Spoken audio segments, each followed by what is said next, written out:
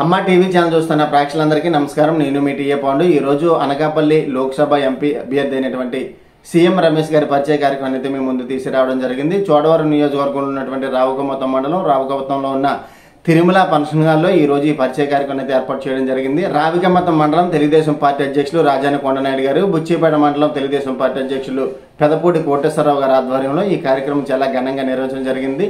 ఈ యొక్క సమావేశం మొత్తం కూడా తెలుగుదేశం పార్టీ ఇన్ఛార్జి బత్తుల తాతయ్య బాబు గారి అధ్యక్షతన ఈ యొక్క సమావేశం అయితే ప్రారంభించడం జరిగింది.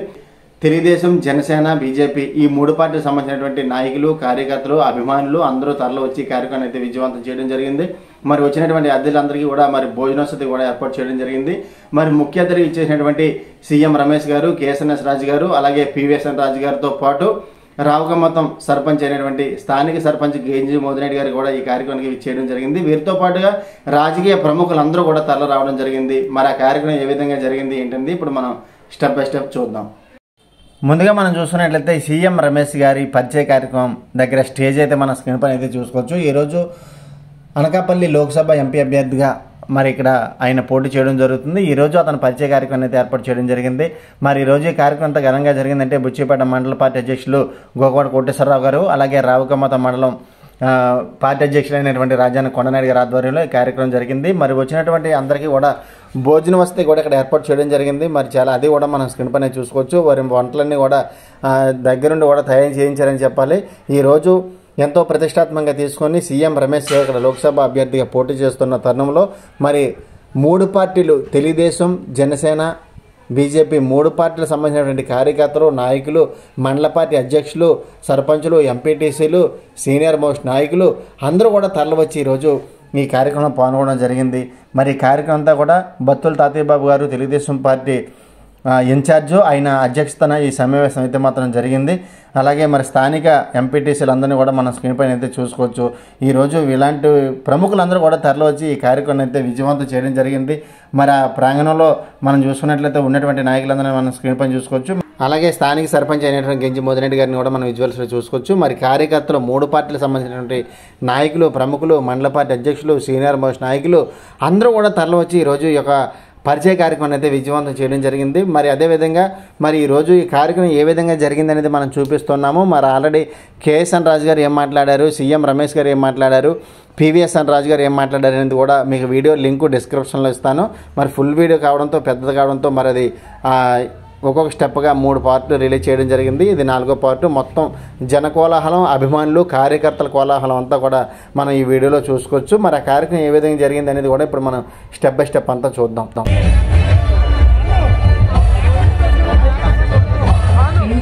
భారతీయ జనతా పార్టీ, జనసేన దయచేసి వారందరినీ కూడా వేదిక మీద సాధారణంగా ఆహ్వానిస్తున్నాం. వారి వేదిక అనుకరించాలని కోరుతున్నాం.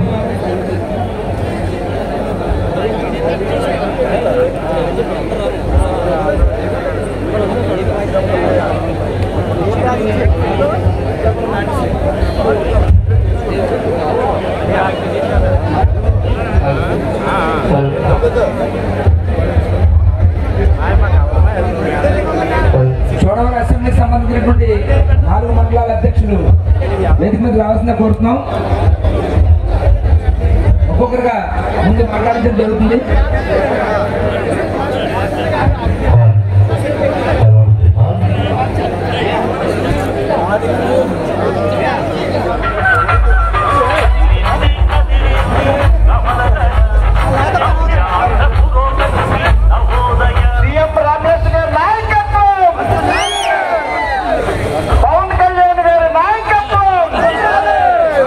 చంద్రబాబు నాయుడు గారి నాయకత్వం, నరేంద్ర మోడీ గారి నాయకత్వం,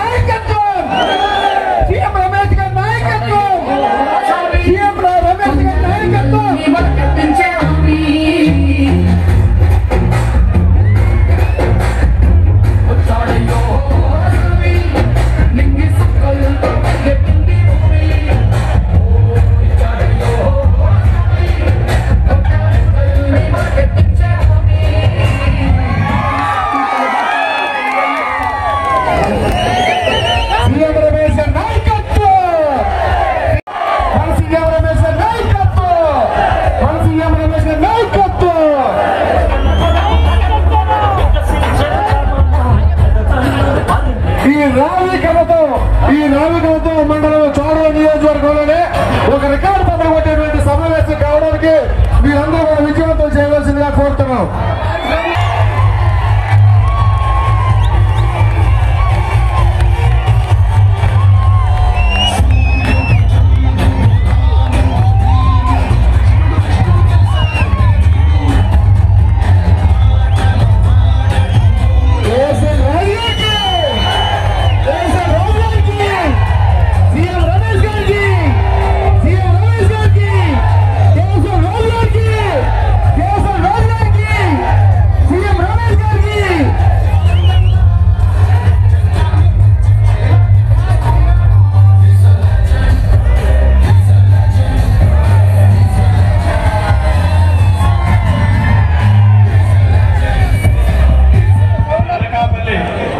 నియోజకవర్గ ఉమ్మడి అభ్యర్థి మన సీఎం రమేష్ గారికి, అదేవిధంగా మన చోడవరం నియోజకవర్గ ఉమ్మడి అభ్యర్థి కేసీఎన్ రాజు గారికి, అదేవిధంగా ఎక్స్ఎమ్మెల్సీ గారు రాధారావు గారికి, మన పార్లమెంట్ అధ్యక్షరావు గారికి, కేసీఎన్ రాజు గారికి అతి భారీగా మరి స్వాగతం పలికి ఇచ్చేసినందుకు ప్రత్యేకించి ఇక్కడ ఉన్నటువంటి తెలుగుదేశం, జనసేన, భారతీయ జనతా పార్టీ అందరి కార్యకర్తలకు కూడా ప్రత్యేకించి నా నమస్కారాలండి. ఈరోజు మన సార్వత్రిక ఎన్నికల్లో మనం ఎప్పుడూ కూడా మనం ఎంపీ ఓటు వేసామంటే కేవలం ఏదో ఒక్క ఎంపీ అవడమే తప్ప, మరి ఈ రోజు సీఎం రమేష్ గారు అనేటువంటి వ్యక్తి ఈ రోజు మన ప్రాంతానికి రావడం చాలా అదృష్టం. ఎందుకంటే మరి ఒక సీఎం రమేష్ గారు ఒక ప్రైమ్ మినిస్టర్ గారితో, ఒక హోమ్ మినిస్టర్ గారితో డైరెక్ట్ గా మాట్లాడి ఏ పని చేయాలన్నా మరి మన ప్రాంతానికి చేసేటటువంటి మంచి వ్యక్తి మనకు రావడం చాలా గర్వకారం అని చెప్పేసి నేను తెలియజేస్తున్నాను. ఎందుకంటే మరి అటువంటి అభ్యర్థి మన అనకాపల్లి పార్లమెంట్కి రావడం చాలా సంతోషం. అదేవిధంగా మన చోడవరం నియోజకవర్గ అభ్యర్థి కూడా మన అందరికీ తెలిసిందే. ఇక్కడ ఉన్నటువంటి 10 సంవత్సరాలు వారు కూడా సేవ చేస్తున్నారు. మళ్ళా అవకాశం ఇచ్చారు. తప్పకుండా చంద్రబాబు నాయుడు ఆదేశాల మేరకు మన అందరం కూడా ఇక్కడ ఉన్నటువంటి తెలుగుదేశం కార్యకర్తలు, జనసేన కార్యకర్తలు, జన సైనికులు, భారతీయ జనతా పార్టీ అందరూ కూడా కష్టపడి బ్రహ్మాండమైన మెజార్టీతో మన ఉమ్మడి అభ్యర్థులందరినీ కూడా నేనే అభ్యర్థి అని చెప్పేసి కష్టపడి మన చోడవరం నియోజకవర్గం పేరు ప్రఖ్యాతులు ఇచ్చిందంటే 7 నియోజకవర్గాల్లో మరి చోడవరం నియోజకవర్గంలో బ్రహ్మాండమైన మెజార్టీ అది ఎంపీ గారికి కానీ ఎమ్మెల్యే అభ్యర్థి కానీ ఇద్దరు కూడా బ్రహ్మాండమైన మెజార్టీ ఇవ్వాల్సిందిగా కోరుకుంటూ, అదేవిధంగా మన అనకాపల్లి తెలుగుదేశం పార్టీ అధ్యక్షులు పెద్దలు ఉత్తర నాగేశ్వరం కూడా వేదిక మీదకి రావాల్సిందిగా కోరుతూ ఉన్నా. రాజబాబు దీనితో సీఎం రమేష్ గారు అనకాపల్లి ఎంపీగా నెగ్గాలని, వెనకబడిన చోడవరాన్ని దత్తత తీసుకోవాలని, చోడవరం అభివృద్ధికి వారు బీజేపీ నుంచి ఎంపీ అయినా కూడా జనసేన పార్టీ ఎంపీగా, జనసేన పార్టీ ఎమ్మెల్యేగా మాకు తోడు ఉండాలని, మా జనసేన పార్టీ నాయకత్వానికి, మా జన సైనికులకి పవన్ కళ్యాణ్ గారు ఎలా వెనకుంటూ నడిపిస్తారో సీఎం రమేష్ గారు నాతో సహా మీరు ముందు వెనక ఉండి నడిపించాలని మనస్ఫూర్తిగా మిమ్మల్ని కోరుకుంటూ, ఈరోజు మీరంటే నాకు చాలా అపారమైన గౌరవం. మీరు రావాలని కోరుకున్న మనిషిని నేను. ఒకటే స్వార్థం, ముక్కుసూటిగా మాట్లాడే మీ నైజం, ఏదైనా చేయాలనే ఒక ఆలోచన. కడప స్టీల్ ప్లాంట్ కోసం 8 రోజులు నిరాహార దీక్ష చేసిన మనిషి మీరు. ఒక రాజ్యసభ ఎంపీగా ఉండి, సాక్షాత్ ఒక రాజ్యసభ ఎంపీగా ఉండి, బీజేపీ ప్రభుత్వంలో రాజ్యసభ ఎంపీగా ఉండి తన స్వస్థలానికి అభివృద్ధి కావాలని ఒక వాణిని, ప్రజావాణిని ఎలుగెత్తారంటే వారి ధైర్యానికి చోడవరం జనసేన పార్టీ మనస్ఫూర్తిగా అభినందనలు, శుభాకాంక్షలు తెలియజేస్తుంది. ఆ ధైర్యాన్ని పవన్ కళ్యాణ్ గారు మాకు ఇచ్చారు. ఎంపీ గారు మాకు ఏ ఆశ లేదు చోడవరం జనసేన పార్టీకి. చోడవరం ప్రాంతం అభివృద్ధి చెందాలి. నియోజకవర్గంలో త్రిమూర్తుల్లాగా రాజు గారు, తాతయ్యబాబు గారు, మన మొల్లాయుడు గారు ఏ కార్యక్రమం అయినా సరే చక్కగా చోడవరంలో వచ్చారంటే ఎక్కడికి వచ్చినా త్రిమూర్తులే కలిసి వస్తారు. ఏ ఫంక్షన్కి వెళ్ళినా ఈ త్రిమూర్తులే కలిసి వెళ్తారు. ఒక అన్నదమ్ములాగా నడిపిస్తూ చోడవరంలో ఆ సైకో జగన్ పెట్టిన కష్టాలు, మన వాళ్ళు పెట్టి కేసుల్ని అందరినీ కాపాడుతూ నాయకుల్ని కాపాడుతూ ఈ 4 మండలాల్లో ఉన్న మండల పార్టీ అధ్యక్షులు అందరూ సహకారంతో ఈరోజు చోడవరాన్ని తెలుగుదేశం పార్టీకి కంచుగాటుగా తీసుకొచ్చిన ఘనత ఆ ముగ్గురికి దక్కుతుంది. ఎందుకు తెలుసు మీకు, ఉప ముఖ్యమంత్రి మన సీఎం రమేష్ గారి మీద పోటీ చేస్తున్నారు.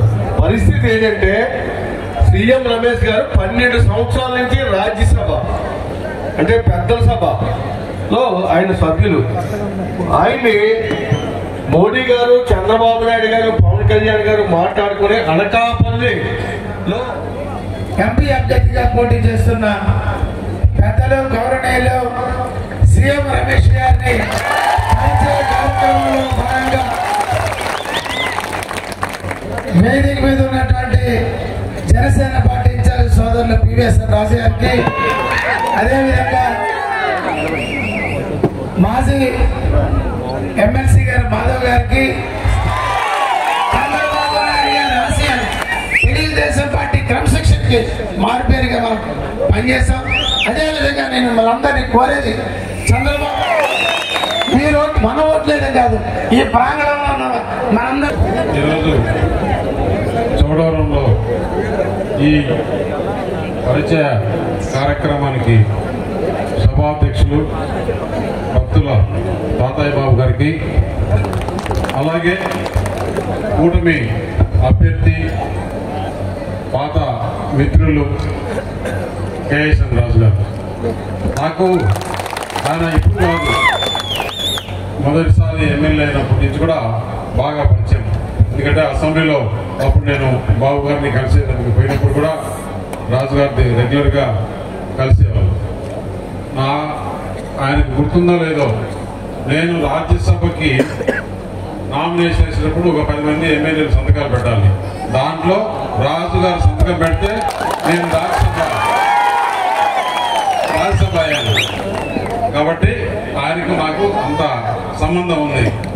ఈ చోడవరం ప్రజలతో అంటే ఆయన సంతకం పెడితే చోడవరం ప్రజలు పెట్టినట్లే.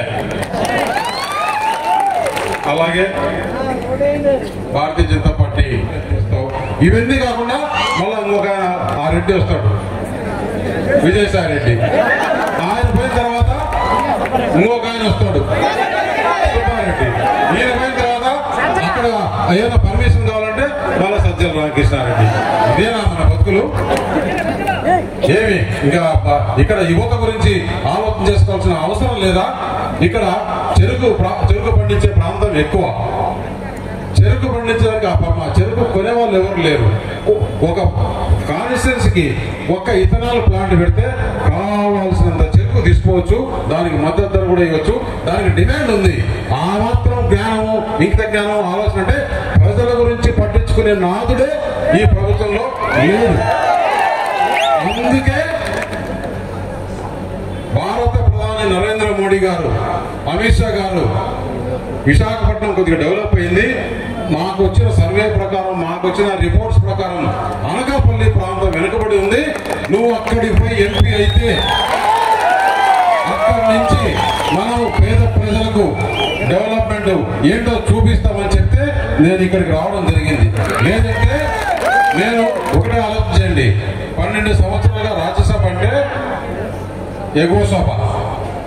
ఈ రోజు మీకోసం, ఈ ప్రాంత డెవలప్మెంట్ కోసం నేను దిగువ సభకు వస్తున్నాను. అలాంటి ఆలోచన చేసిన ప్రధానమంత్రి నరేంద్ర మోడీ గారికి, అమిత్ షా గారికి మనం ఒక్కసారి జిందాబాద్ చెప్పాలన్నా లేదా? ఇప్పుడు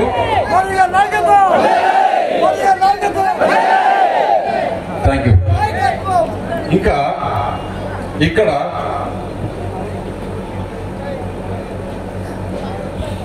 ఈ రోడ్లు అక్కడ నేను వచ్చేటప్పుడు పోయిన 3 నెలల కిందట ఒక బ్రిడ్జి, దాని గురించి ఆ రోజు శ్రీరామమూర్తి నాతో పాటు ఉన్నాడు.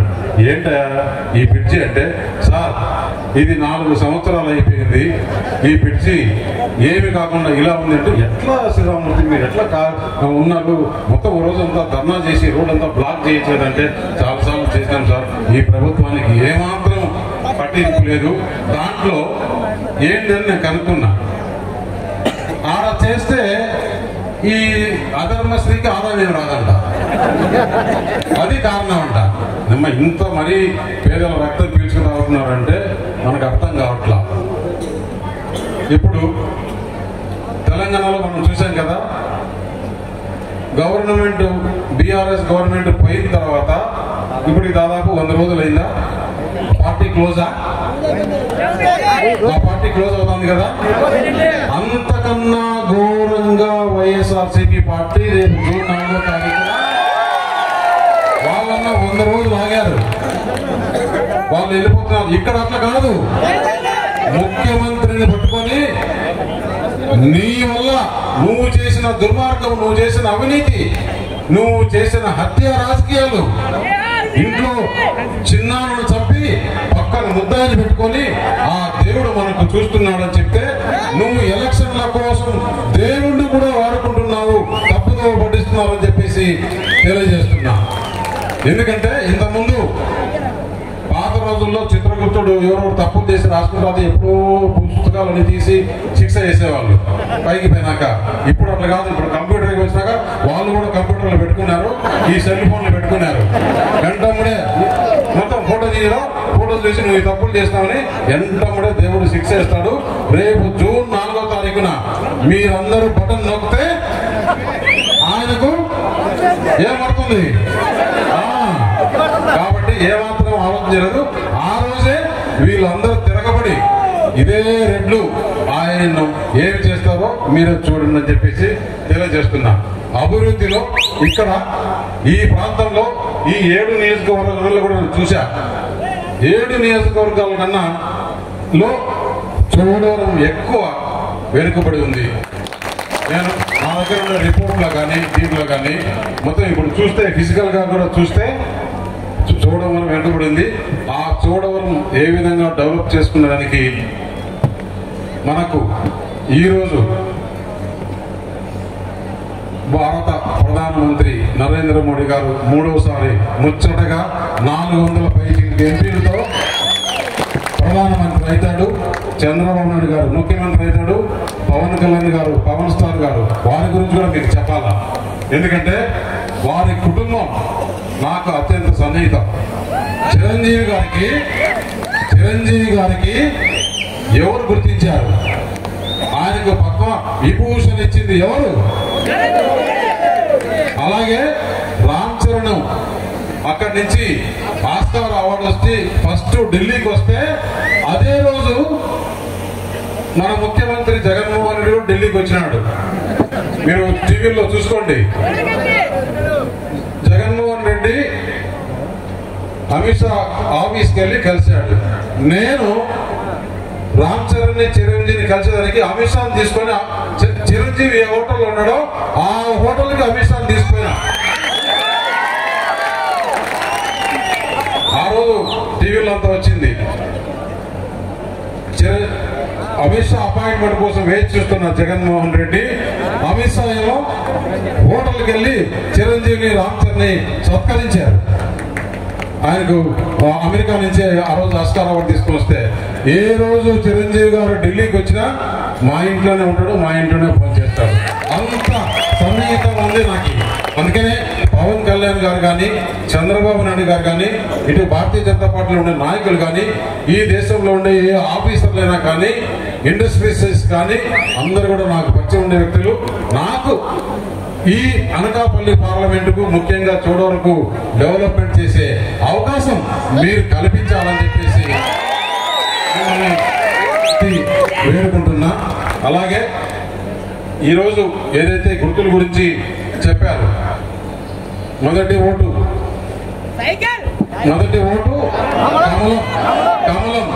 కొంతమంది చూసాం మనం గత 2 నెలలుగా, అబ్బా పొత్తే కాదంట. కొంతమంది ఛానల్స్, మనకు సరిపోని ఛానల్స్ ఈ పొత్తే కాదంట, జగన్మోహన్ రెడ్డి ప్రధానమంత్రి చాలా ముఖ్యమంట అని వాళ్ళు చెప్పుకోవడం. పొత్తు అయినా కూడా వీరి ఓటు వారికి పోదు, వారి ఓటు వీరికి పోదు, ఇది కుక్కల చిత్రం విస్తరైందన్నారు.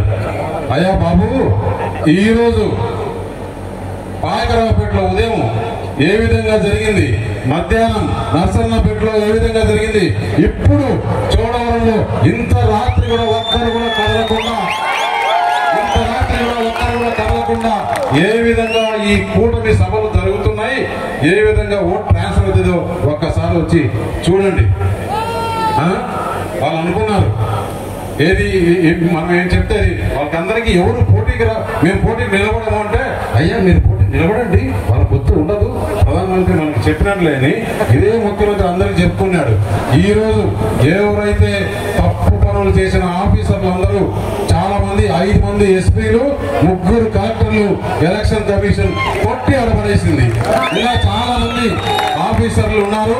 వారంతా కూడా మొత్తం రికార్డ్ అంతా వారి చిట్టా అంతా చదువుతున్నారు. ఇంకా త్వరలోనే ఈ అవినీతి చేసి ఎవరైతే ఈ ప్రభుత్వానికి ఊడిగం చేస్తున్నారో వారి భరతం పడుతుంది ఎలక్షన్ కమిషన్ అని చెప్పేసి మీకు తెలియజేస్తున్నా. కాబట్టి ఇప్పటికే బాగా లేట్ అయిపోయింది. ఇంకా చాలా సార్లు వస్తాం చూడవరికి.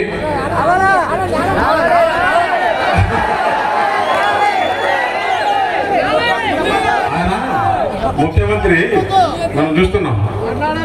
అప్ప ఇప్పుడు ఎలక్షన్లోకి వచ్చినాక ఇప్పుడు కనుక్కున్నారండి వాళ్ళకి, నా బీసీలు, నా ఎస్సీలు, నా ఎస్టీలు, నా మైనారిటీలు. అసలు ఈ ఎలక్షన్ జరిగేది ఎవరికంట? పేద ప్రజలకి, పెత్తందారులకి అంట. ఎవడా పేద ప్రజలు, ఎవడు పెత్తందారులు?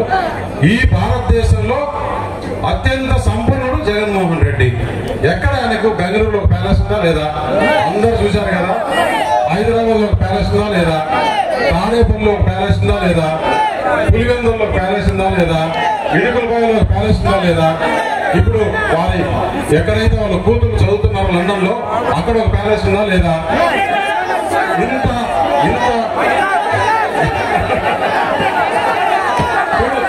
ప్రజల్లో ఎంత ఉత్సాహం ఉందో, ప్రజల్లో ఎంత చైతన్యవంతంగా ఉన్నారో. ఏదో చూడవరం వెనుకబడిన ప్రాంతం కాదు, అందరూ కూడా బాగా మొత్తం జగన్మోహన్ రెడ్డి చరిత్ర తెలిసిన వాళ్ళే కదా. ఆయన ఏమంటున్నాడు? అసలు పోయినసారి ఎలక్షన్ లో సింపతి కోసం కోడికత్తి ఇక్కడ వైజాగ్ లో అట్లా పొడిచి తీసుకొని అది రక్తం జారినట్టు పూసుకొని అట్లే అయిపోయిన తర్వాత మళ్ళీ మర్చిపోతారేమని వివేకానంద రెడ్డిని చంపించేసి ముందే ఉన్నారు. అంటే నేను ఆ రోజు విజయవాడలో ఉన్నా. సరే ఫ్లైట్ దిగుతానే ఇది జరిగింది అన్నారు. ఏంటంటే వాళ్ళే చెప్పారు ఇది గుండెపోటు అని. మళ్ళా 2-3 గంటలకి గుండెపోటు అన్నారు. దాని తర్వాత చంద్రబాబు నాయుడు చేయించాడు అని చెప్పారు. దాని తర్వాత వాళ్ళే సిబిఐ ఎంక్వైరీ కావాలని చెప్పేసి, సిబిఐ ఎంక్వైరీ కావాలి, ఈ ప్రభుత్వం మాకు నమ్మకం లేదని చెప్పి సిబిఐ ఎంక్వైరీ అడిగింది జగన్మోహన్ రెడ్డి. ఎప్పుడైతే సునీతమ్మ విషయాలన్నీ తెలిసిన తర్వాత, ఆమెకు అనుమానం వచ్చిన తర్వాత ఆమె సిబిఐ ఎంక్వైరీ చేస్తే అడిగితే కోర్టులో ఈయన విత్డ్రా చేసుకుంటాడు. అంటే ఏంటా ఎన్ని ప్రజలు తిరగకుండా ఉంటారా? మొత్తం వారి కుటుంబం ఈ హత్య చేసింది. పక్కన అవినాష్ పెట్టుకొని ఆ దేవుడు చూస్తున్నాడు, ఎవరు చంపారు మా చిన్నాన్ని అంటే 5 సంవత్సరాల తర్వాత చిన్నాను. అసలు ఎంత ఘోరం అంటే ఈ రోజు తల్లి లేదు, చెల్లి లేదు, చిన్నాన్న లేదు, ఏమి లేదు, డబ్బు డబ్బు డబ్బు. లాస్ట్ కు ఏమైపోతుంది? ఇంత మన తమిళనాడులో సీఎం చూశాను, పాపం ఏమైపోయింది. అంతకన్నా ఘోరంగా అప్పుడు చాలా వయసు, ఇప్పుడు ఏం లేదు. ఇంకా జూన్ 4వ తారీఖు ఏమాత్రం ఆలోచించలేదు. అసలు ఆ రోజు ప్రజలంతా ఎట్లా ఉంటారో చూసుకోండి. కాబట్టి మనం ఏమాత్రము ఈ దొంగలు వీళ్ళు అన్ని దొంగ ఉపాయాలు, అన్ని దొంగ పనులు. కాబట్టి మనం జాగ్రత్తగా ఉండి అప్రమత్తంగా ఉండి 4వ తారీఖు వరకు 13వ తారీఖు వరకు మనం అందరం ఇంటింటికి తిరిగి ప్రతి అవ్వకు, తాతకు, అమ్మకు, చెల్లికి, ప్రతి ఒక్కరికి ఓట్లు ఎవరికి వేయాలి, ఎందుకు వేయాలి, ఈ కారణాలన్నీ కూడా చెప్పి మనం బ్రహ్మాండమైన మెజార్టీతో ఇలా రాజు గారు కానీ నన్ను కానీ గెలిపించవలసిందిగా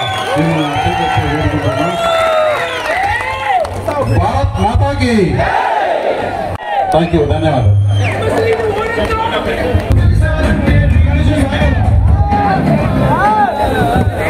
Okay, sir. ఈనాటి ఈ కార్యక్రమానికి వచ్చేసినటువంటి జనసేన పార్టీ, తెలుగుదేశం పార్టీ, భారత జనతా పార్టీ నాయకులకి, కార్యకర్తలకి, వీర మహిళలకి ప్రతి ఒక్కరికి కూడా ధన్యవాదాలు తెలియజేస్తూ ఈ ఎన్డీఏ కూటమి అభ్యర్థి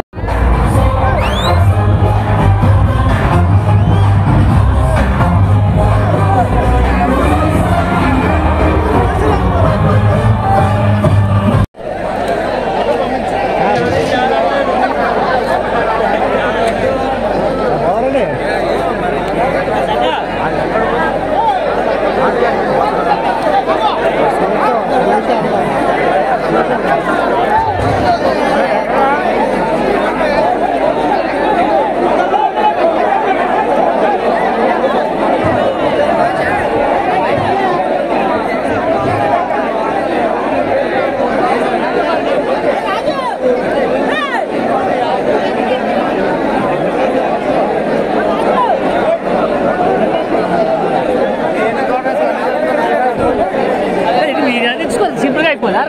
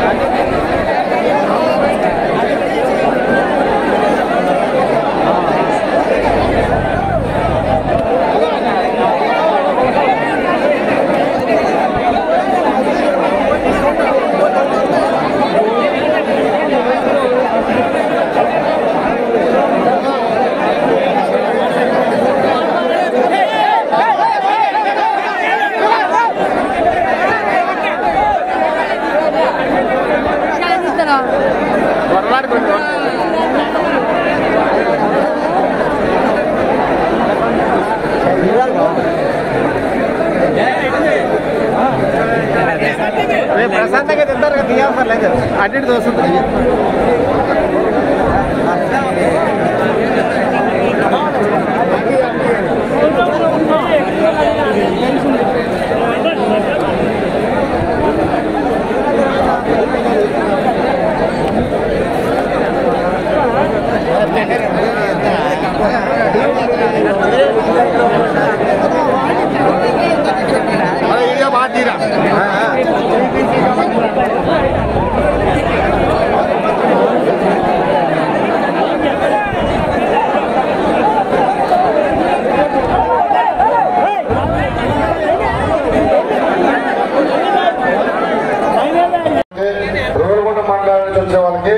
మన ఆప్తులు, మన మిత్రులు, మన చుట్టాలు కాబట్టి ముందుగా ఆ మండలాలు 3 మండలాలు అందరూ కూడా భోజనం దగ్గర గౌరవించి మనందరూ కూడా వాళ్ళకి దగ్గరుండే భోజనం పట్టించి పంపిస్తే మన రామకంత మండలంలో ఉన్నటువంటి ప్రతి ఒక్కరు కూడా ఆ బాధ్యత ఉంది కాబట్టి అందరూ కూడా గుర్తించవలసిందిగా కోరుతున్నాం.